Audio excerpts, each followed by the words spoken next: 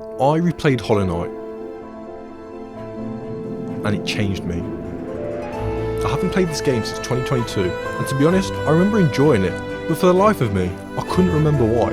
So today, I decided to replay the game some called a masterpiece. But will it reignite love for what was once lost, or will I reawaken a hatred for which was better left forgotten? Where am I meant to go? Where am I meant to go? It literally spawned above my head. Like it's just a nail. Oh my god, what is this?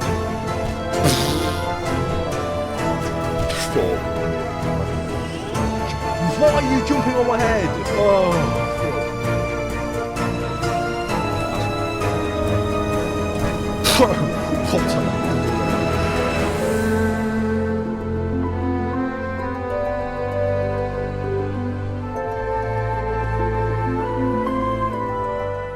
Let's start from the beginning. I woke up with no memories, so I set out to find where I came from. I saw a village in the distance, but accidentally fell into a cave. I learnt my controls, killed a few bugs, and found a conveniently left sign telling me I can heal by sucking people's souls.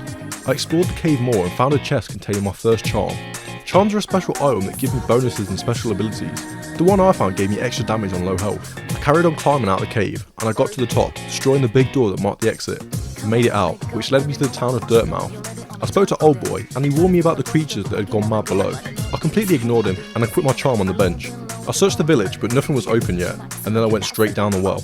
I explored the underground and came across the grub master, and he told me that he'd pay me handsomely for all the grubs I rescued while exploring. But I told him I don't know what the fuck they are, so I left and ran into another guy who's actually useful, and he sold me a map of the area. I saw a secret route on the map and decided to follow it when I had to do some parkour and found a worm in a jar. It had a striking similarity to the grub master, so I freed him. I found a hot spring which rewarded me for my good deeds, and a lift to a lower level I couldn't access. I continued down the path and I encountered my first boss, Gruzmother. For a first boss, it was extremely easy as its singular attack existed just to teach players about how difficulty is implemented in this game, with enemies having scripted attacks that players have to learn the timing for. But with that said, even if you gave your Nan the controller, she would be able to blitz her easily. So for that reason, I'm going to have to give her a 4 out of 10. It's an okay first boss, but it's hard to lose against her. But after entering Gruzmother's lair, I found a destroyed village. I went into the only house standing and found Sly. I told him I would help bring him to the surface, as the village there is safe, so he followed me up. He came across a tram system, but I didn't have a ticket, so I carried on going back up, but I ran into the real first boss of the game, the False Knight. In my opinion, the False Knight is a perfect first boss, with a range of attacks that force you to move and jump out of the way, while also giving you a generous window to do damage. His HP is quite high as well, which forces you to learn his move, so you can't just tank it like Gruzmother. Overall, I think I'm going to have to give him a 7.5, as it's really good to learn the basics from, but that also kind of limits him from being at the top with better bosses. After defeating him, he dropped the city crest, a key that gives me access to the city hidden deeper down.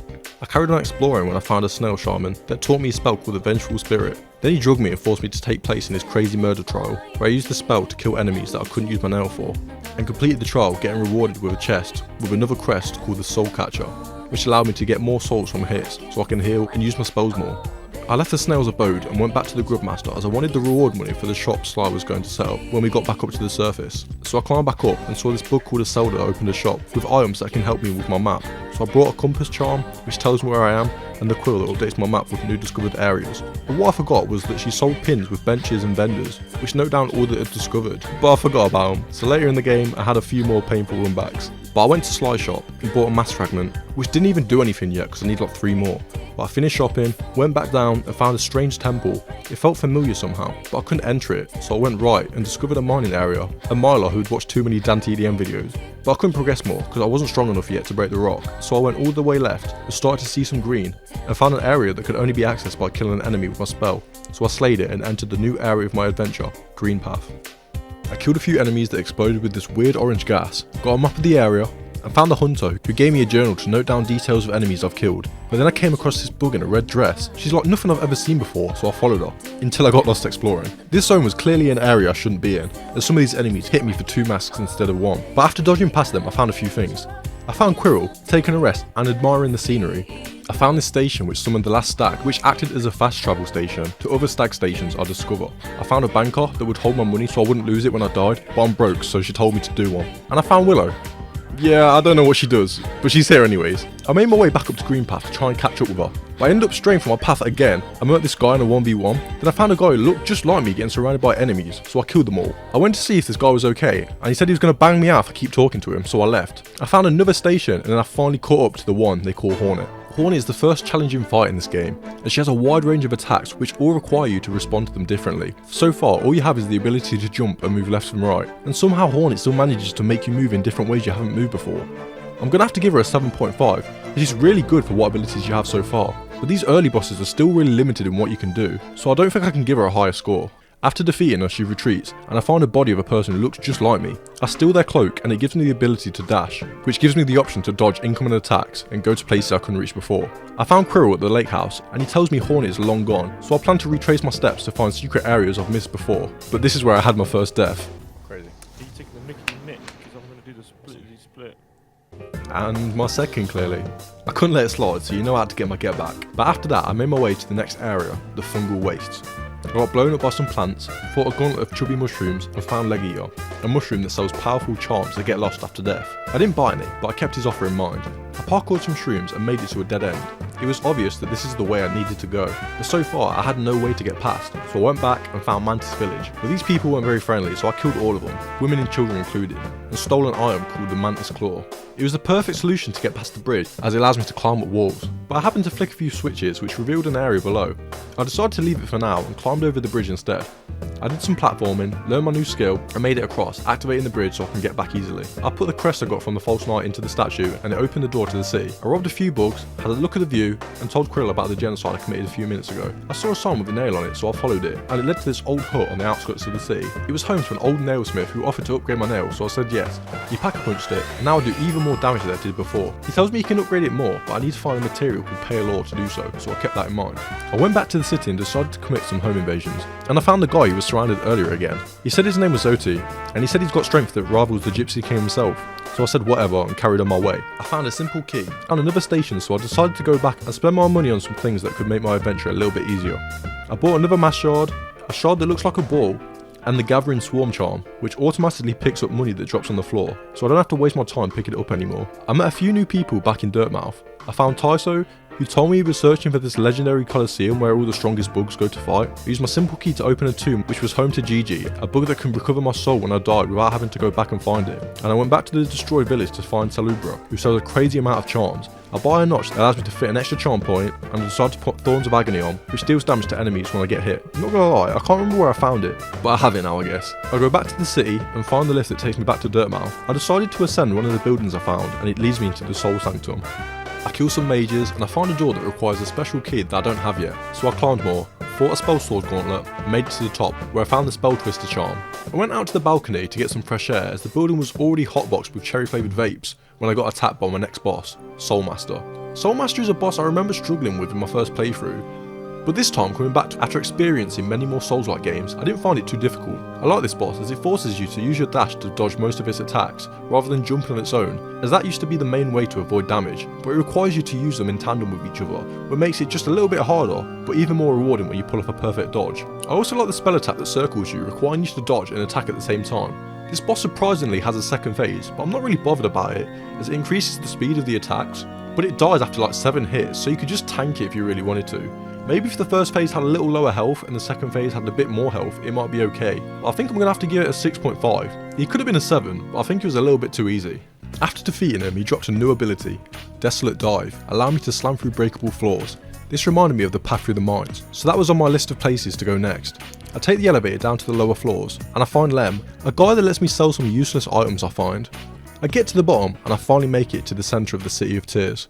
I find Hornet, and she tells me that the last time we met was a test to see if I was strong enough. Long ago, the Hollow Knight was used as a vessel to seal the Radiance, the being that releases the orange ooze and makes all that touches it lose their sanity. But recently, he's been unable to contain it. But she says I have the potential to become the next vessel and free the Hollow Knight from his suffering. I've got a new goal, to find a way to enter the Black Egg Temple before the Radiance takes over. At the minute, I don't have a clue how, so while I'm trying to find out, my main goal is to get stronger. I get the rewards from the Grubmaster so I can go to the shop and buy a key and a lantern that lights up the darkest areas. I explore a hidden path under Dirtmouth and I run into the Brooding Morlock. First things first, why the fuck does it have an attack that you literally can't dodge? I know that you get an ability later in the game that allows you to, but this area's access requirements are only mantis claws, so why does it give a sure hit attack? Other than that, it's fairly easy, as sometimes it does a melee attack if you get too close, and its single spatters are easy to dodge, but if you're unlucky and it wants to spam the AoE, you're fucked. I'm gonna give it a 3 out of 10, because how the fuck is it so easy, but also so unfun at the same time? It dropped the last mask shard, giving me an extra hit before death. I left the cave and made my way to the mines, where Kayla was still playing RL Craft. I was able to use my newly found ability to break through the floor and get to the new area, Crystal Peak. I killed a few miners, went up some conveyor belts, and dodged a few lasers and found the shopkeeper's key. After all that exploring, I went to find a bench to rest at, where I encountered the Crystal Guardian. This is a pretty fun fight. All you really do is just dodge the sky lasers and pogo off his head to dodge his hand laser. I guess this is the first fight that really makes pogoing mandatory, which would have been cool if I didn't already use it for the last 5 hours I've been playing the game. I'm gonna have to give it a 5 out of 10 for being a mid-Andy. I took a good rest, and while I'm resting, why don't you go subscribe, huh? We've got a long journey ahead. I found Quirrell again. He must really like sightseeing. I then dodged some death traps to free some grubs, parkoured through some more lasers.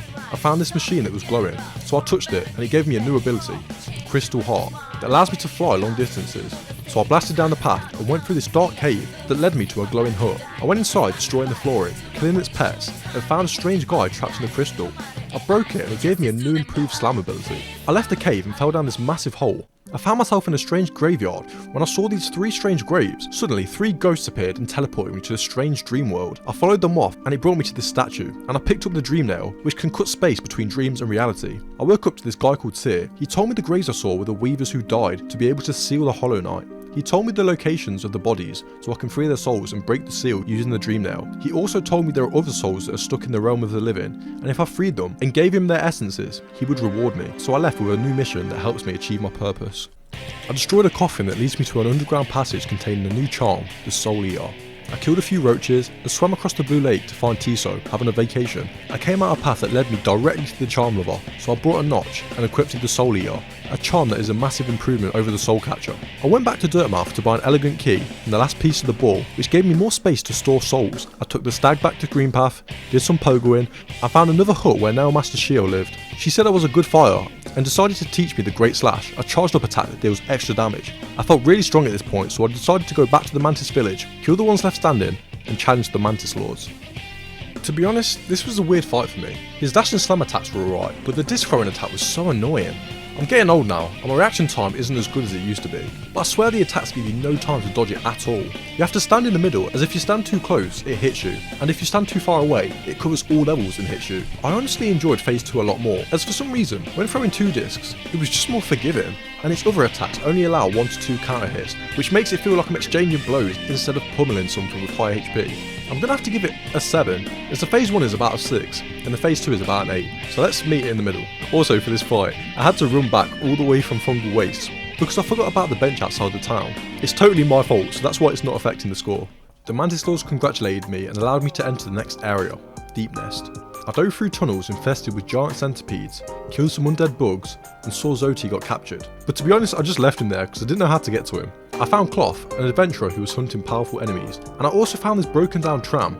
I went inside, I found a tram pass which allowed me to use any working tram I find. I continued exploring Deep Nest and found a soul Seer was talking about. It spoke to me and wished to have a final great battle, so I challenged the ghost named Galleon. Galleon's a boss that throws out these spinning scythes that you have to dodge while weaving in attacks. In theory, it sounds pretty fun, but it ends up getting a bit annoying, as even though Galleon doesn't attack you directly, you still take contact damage on him. He ends up throwing a second weapon which isn't that bad on its own, but dodging 2 weapons while also trying to get an attack in on an enemy that sits on floor level, the only place you can dodge, just makes the boss feel tedious. But he's not terrible, so I'm gonna have to give him a 4 out of 10. He thanked me for the jewel, and then went off to heaven to snort lines with Epstein. I carried on exploring the tunnels when I found the most annoying enemy ever. But why the fuck do you have to do this cat and mouse shit for like 30 seconds just to kill this one enemy? There's like 10 of these here, but I made it past them and found this hidden room where I eventually found the charm, the Weaver's Song, which gives you mini weavers to come attack enemies. Sounds good, right? Wrong? These little shits do no damage, and they knock bosses out of their stuns, meaning I don't have time to heal. I didn't realise this until about 30 minutes after using it, but oh well. I continued exploring when I found a bench to rest at, but why are these bugs staring at me? What? What the? Oh, I've been roofied. I woke up in a cave with these enemies again, oh come on. But I made it through and found this corpse. I hit it with my dream nail, where it sent me to another dream world, where I beat the hell out of him. It didn't even attack me, but I know from experience not to give the enemies the upper hand. It finally blew up and it turned out to be one of the weavers who sealed the egg temple, and now we only have 2 more to go. I escaped the cave and found the mask maker, who makes masks, I guess. I made my way back to the tram, where I took the train to the right this time, and I met Cloth again, and made it to the ancient basin, where I killed some Squirt 3000s and fought my next boss, the Broken Vessel. In 10 minutes you're going to look back at this boss and think, how the hell do you like this? But anyways, the boss is pretty fun. It has a floor dash that forces you to jump in the air, but it has an air dash which catches out your most used dodge ability at this time, which makes you think about when to jump, so you can't just spam it. Its centering attack brings up floating bubbles, which is pretty cool, as you can't just run away from it, you have to actually dodge where the bubbles are coming from. And its bubble spam is pretty fun as well for the same reasons. It does spawn some creeps about halfway through, but they're really manageable, so I'm going to have to give it an 8 out of 10, as it switches up your whole dodging strategy if you relied on using distance, but it's not that difficult if you're already decent at the game. I'll go deeper into the caves and find my next ability, Monarch Wings, which essentially gives me double jumps, which is useful in fights and exploration. I'll go back up to find the Broken Vessel's body has spots around it, meaning I can interact with it with my dream nail. And this is where I fight the next boss. I said, fight the next boss. I said, oh fuck me man. You know what, forget it, I'll come back later. I realised I was pretty weak, so I decided to go hunting for some Palors. I made it to the palace grounds where I saw a corpse with the dream particles, but I couldn't actually do anything yet, so I went deeper and found some Palor just sitting there. After that I went back up to Deep Nest, where I used my double jump to find the secret passage. I saw a guy who looks just like me, so I followed him. He kept on leading me down these tunnels until I found my next boss, Nosk. This boss might actually be the stupidest boss in the whole game. The fact that he's so tall that you need to make use of the double jump is okay, as it's only just been introduced, but why the hell does he shoot an AoE attack that's literally undodgeable? It's the same as the Brooding Morlock. The access requirements are just wings, so why does it have that stupid attack? And if it's not doing that, it's sitting in the roof and taking no damage. I'm actually so lucky I kept on the shit mini weavers, because I found out while editing this video that they're one of the only things that can do damage to it when it's hiding. But I swear to god, this fight is 30% weighting, 40% tanking damage, and the last 30% is just bouncing off its fucking head. I'm giving it a 2 out of 10. But after killing it, one good thing about it is that it has a Palor in its lair. So I grabbed it and went back to the nailsmith to upgrade my weapon. While I was in the city, I went to see Lem, but for some reason he closed his store and he was standing by the statue to ramble about lore or something. But I went back to the sanctum to use the key I found earlier. I killed even more mages and found this shaman strapped to an electric chair. What the hell did he do? And he dropped me the Shade Soul, a stronger version of my spell. I was committing even more home invasions when I came across the Watcher Knight. I don't know how I feel about this boss. It's literally just a gauntlet of mini bosses I don't really enjoy fighting. They just spawn their attacks at the same time. You can get in the flow of killing one while the other spawns, so you only have one at a time, but I'm not sure if that's the way to do it. I'm going to give it a 4 out of 5 for being mid. It doesn't deserve a 5 because it annoys me. But after killing them, I found another Weaver corpse and destroyed it, leaving only one Weaver left till all the seals are broken. I saw that the tram had another stop to the right, so I took it as far as I could. Before I entered the next area, I found a secret passage leading to a hive area, but I decided to note it down and save it for later. But then I reached my main destination, the Kingdom Edge. I killed some fat bugs, some skinny bugs, and found another nail master that taught me another heavy attack. But I continued down my path and found Hornet again. This was my last test. I must defeat Hornet to prove that I'm strong enough to become the vessel. I like this fight. It's basically the same as a previous battle, but this time it's faster and she drops these spikes you have to destroy. I've literally got nothing to say about this fight, other than the speed making it more difficult, but it's still the same old moves. But I have loads more ways to damage her, and I have even more ways to dodge. I honestly think I'm going to have to give her a 6.5. Not because she's bad, but because I've already fought her before. But after defeating her, she gave me a full support and let me pass so I can enter the giant shell and take the King's Brand, which marked a location far underground that I can enter. But before I do that, I said hello to Bardoon and went back to see Seer to hand the essence and gain another Palor, where I went back again to the Nailsmith to get stronger. Why the hell is it 2k this time? It was only 800 half an hour ago. I went back to Dirtmouth to see the effects of the seals being destroyed, causing the whole area underneath to become infected and more volatile. I needed to find a way to the last Weaver quickly, so I smacked Guardian's bum and had an idea to explore the royal waterways under the sea, because the whole time I've been going around them instead of actually exploring them for myself. But I found a Miltior who let me use a house to enter and exit the waterways quickly, and ran into my next boss, the Dung Defender. To be fair, he's not too bad. He was a little bit on the easier side, but that's partly my fault because I came to this area really late and already had my nail upgraded, but his attacks were pretty simple. He throws balls around that bounce, but they rarely ever get close. He does this dive that I can easily jump over and get a load of damage. He has this centering attack like the Lost Vessel, but this time it gives you so much time to dodge. The only reason I was getting hit was because I'm stupid and got close when he was throwing the balls, and I didn't catch on that he does a melee attack at the same time. Do I want to give him a 5.5 or a 6? Oh fuck it, I'll give him the golden buzzer.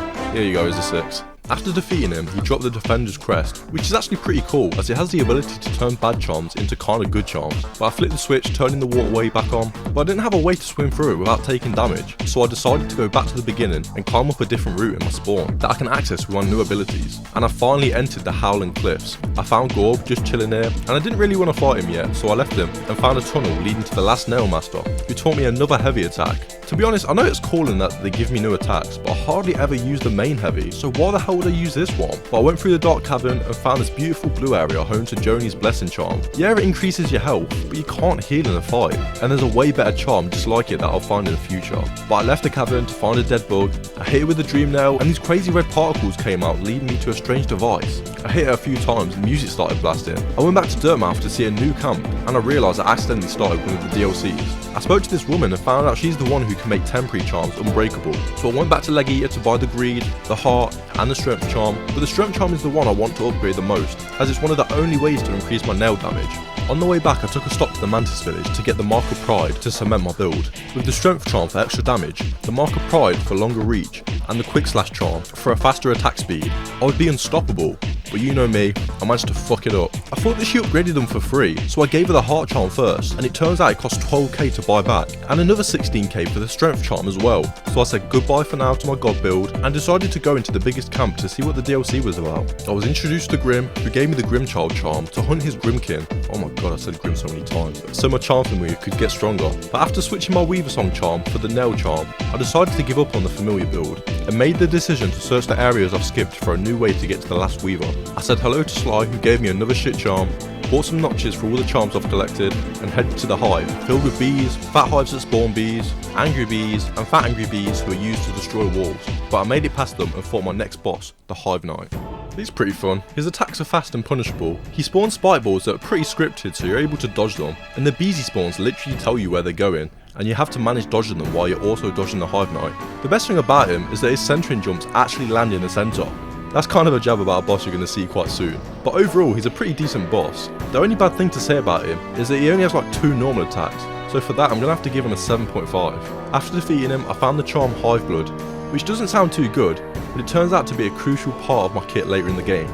But after leaving this hive, I accidentally stumbled into Eyeless's Grove, which gives me the ability I've been looking for, as I can now swim in acid.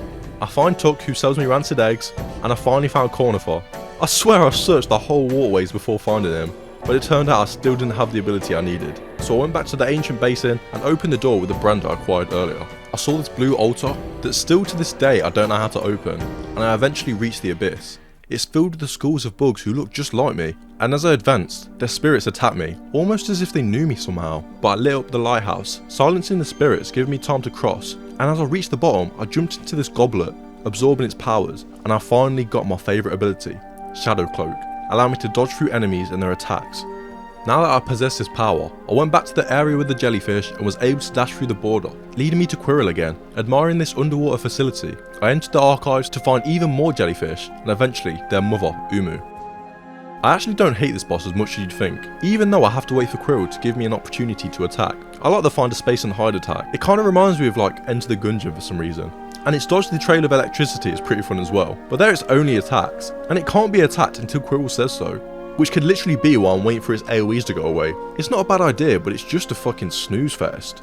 I'm giving it a 3.5 out of 10. But then I found a tube containing these weird particles, and Quirrell arrived telling me that he's been watching me for the Weavers, and they gave me permission to break their seal, as it's been their goal all along to find someone to replace the Hollow Knight. So I entered the dream world and killed the last Weaver, giving me access to the Black Egg Temple. But hold on, I literally just entered this new area, so I decided to explore Queen's Garden a little bit more.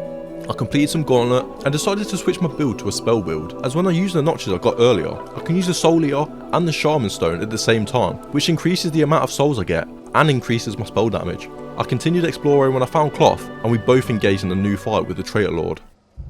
I actually really like this boss.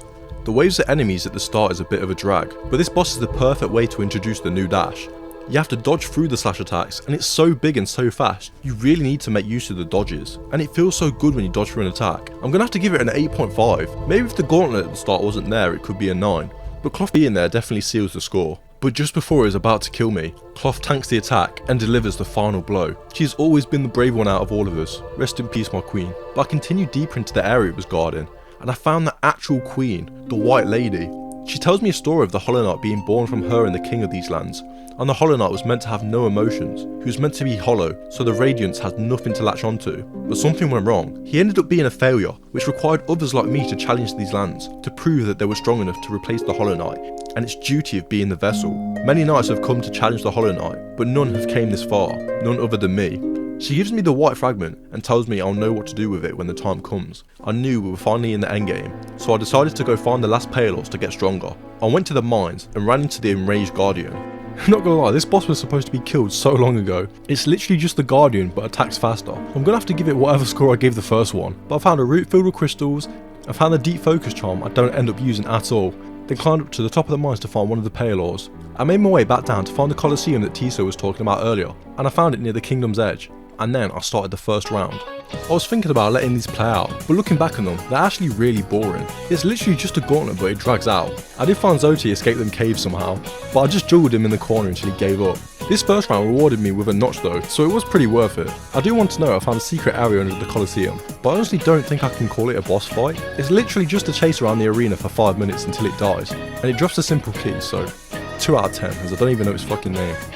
I completed round 2 of the Colosseum. I finally got the last Palo I needed, so I went back to the nailsmith and upgraded my weapon for the final time. He said that he's now completed his life's purpose, and he wishes to die by the weapon he's made, so I fulfilled his wish and striked him down. I went back to try the final round of the Colosseum, but it's actually a complete waste of time. It takes like 15 minutes to complete, and all you get is like 2.5k. I invested my money in the bank, then stole back the money I was owed, and found a giant slug who dropped a charm.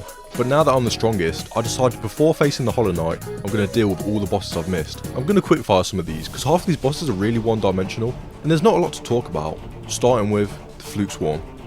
Ugh, he doesn't even attack, he just spawns flies to fight for it. 3.5 out of 10. My move was okay, as it's just a juggling exercise, but for some reason you take damage from the first juggle in the sequence, forcing you to dodge it. You can have a 4 out of 10. Gorb just spam spikes. Yep, that's it.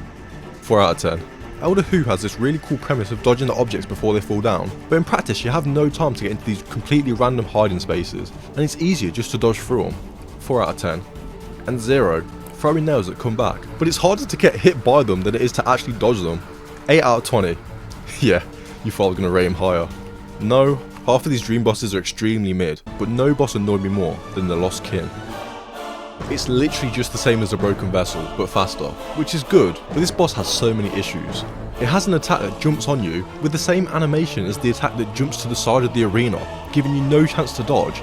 I'm not talking about its centering attack, which actually works well. Its jump literally gives you no time to react, as if you see it and dodge, you have a 50% chance of it landing on your head, and if you jump and you don't dodge, you also have a 50% chance of it landing on your head. But I haven't even spoke about the worst aspect of this boss. It spawns. Sometimes they spawn far back, which is pretty good, but they literally have the chance to spawn directly on your head, which means you're either going to get hit by that, or get hit by the fucking speeding boss. And when you get the boss stunned, the only chance to heal, by the way, spawns can literally just come into existence on your head, causing you to take damage and cancel your heal. I'm going to give it a 2 out of 10, because Noska's still a little rent boy that needs to be terminated. But carrying on. I thought the Collector, who actually does ads right, as it gives you enough time to see them coming, and they also become a threat if you leave them for too long. The fight is a bit difficult because of the speed, but all it does is jump towards you and does this one attack, so I'm going to have to give it a 6.5 out of 10. In his lair he dropped the Collector's map, which showed me all the locations to the grubs, so I gave it to the Grub Master and he rewarded me once again. I decided to start the Grim DLC and hunt down all of its kin, and he told me to do it again, so I hunted all of them down again.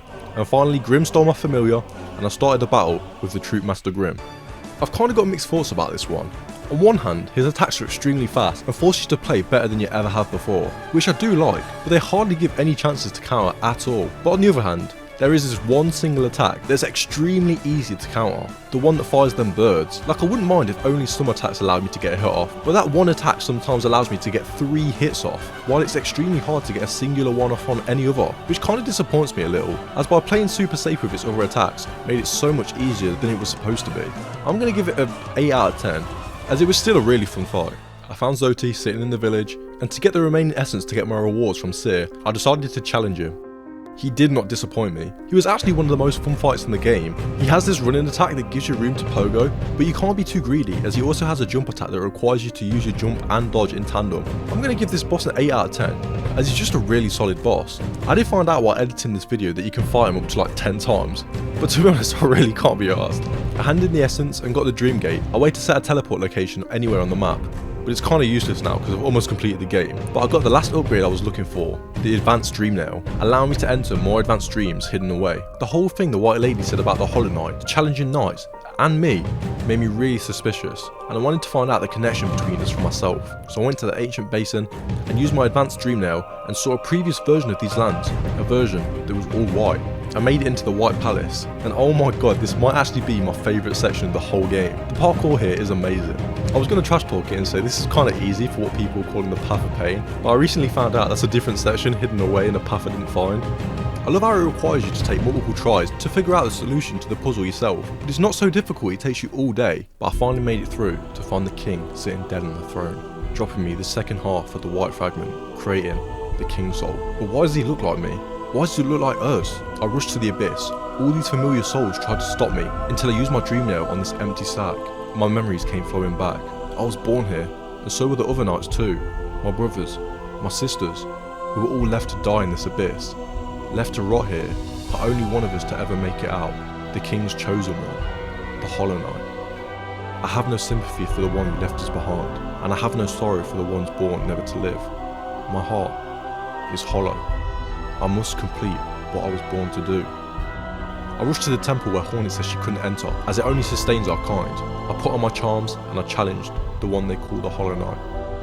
I like the Hollow Knight, and I think he's a good fight, even though Team Cherry was going for the Knight of Full Power, fighting against the corruption type thing. He had a load of different attacks, and they all felt really counterable and strong at the same time, leading to this non-stop action sequence where I'm attacking and dodging at the same time. The more I fought him, the more I enjoyed it. The one annoying thing about this boss is the bit where he damages himself. I get it's part of the lore, but it doesn't really feel rewarding. I'm gonna have to give him an 8 out of 10, but suddenly Hornet came out of nowhere, holding the Hollow Knight down. She tells me to get good, and I use my dream nail to enter the final battle with the Radiance. This boss fight changed me. By far, this is the best fight in the whole game. It doesn't do any contact damage, meaning I can sit on it and attack it as much as I want. I can choose to take it slow and defensive, or risky and rewarding, which is so much better than bosses where I have to wait 10 minutes for my turn. All of its attacks are great. The swords give you so much time to dodge, but you also have to plan on taking the other attacks into account. It's a proper final battle, requiring you to master all the abilities you've learned on the way. There's a couple things I have issues with though, like the fall damage taking 1 damage instead of the 2 all the other attacks do. But I'm still going to give this boss a 10 out of 10. And it's my favourite boss in the whole game.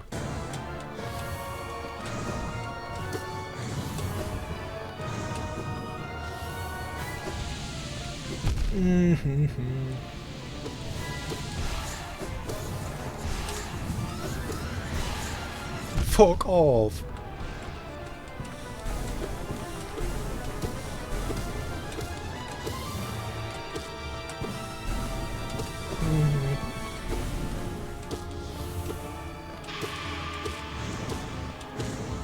I didn't get my soul. I didn't get my black soul. I didn't realise. I lost my 8.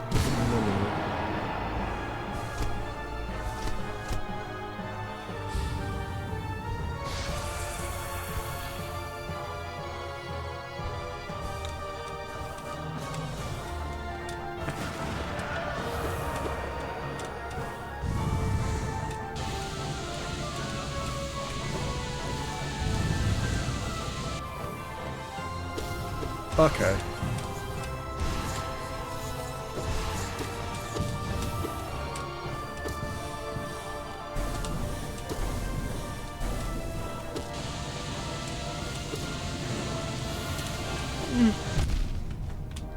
That was literally just a fucking falling void moment, bro.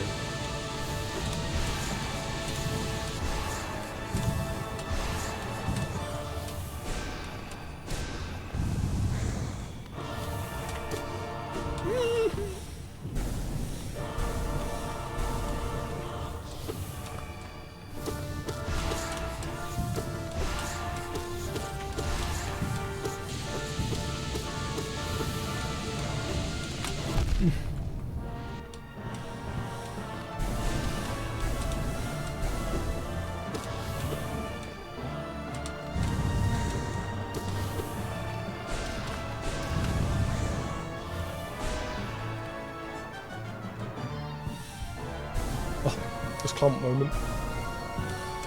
I could take 2 hits.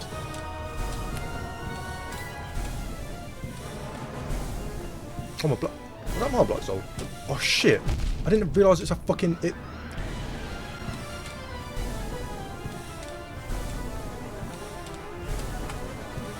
It's a rush up.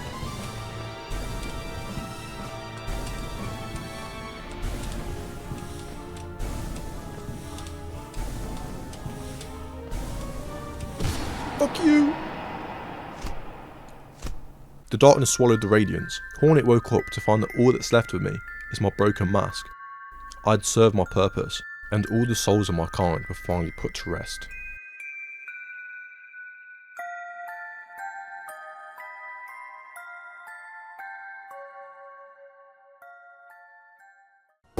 Everyone, get in the car! We're leaving this town now! Ah! What the? Impossible! This isn't the car! No! No! Ah! Hermes! Purple! To conclude, the game was actually really fun to replay. It's the perfect length in my opinion, as it only took about 20 hours. In my previous playthrough, about 4 years ago, I didn't complete the Radiance ending, and I only did the default one, which left me pretty disappointed at the time. But after completing the stuff I missed out on before, it really did change the thoughts I had about the game. Not that I didn't like it before, but that I appreciate it even more. But now let's talk about the bad things. I haven't spoke about Silksong this whole video, but it's definitely a massive improvement overall. A lot of these bosses seem really one-dimensional. I get that it's a 2D game, and attacks are kinda limited, but Silksong manages to make most of the boss fights seem really different, but I can swear I can count so many bosses that are just a reskin of Hornet. You can tell the further they got in the game, the more confident Team Cherry got, as even though the Hollow Knight shares a few attacks, he has a whole range of them that makes him look unique. And another thing, I forgot how bad some of these runbacks were. I think I forgot about them, because the game is generally more easy than Silksong. Like, when you do a long run back and kill the boss in the first try, it's more forgivable than doing a long run back 10 times because the boss is harder. But anyways, what do you think of Hollow Knight? Has it aged well, or does it not live up to its name? Let me know in the comments.